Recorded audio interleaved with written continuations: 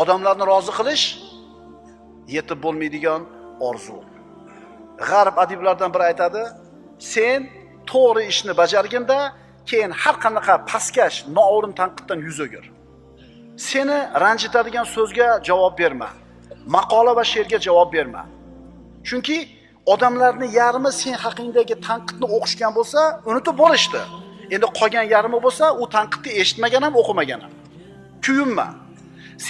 Senga yozilgan tanqidni, senga qilingan noo'rin tanqidni qaytaraman deb raddiya yozmoqchi bo'lsang, seni raddiyani ko'pchilik odam tushunmaydi.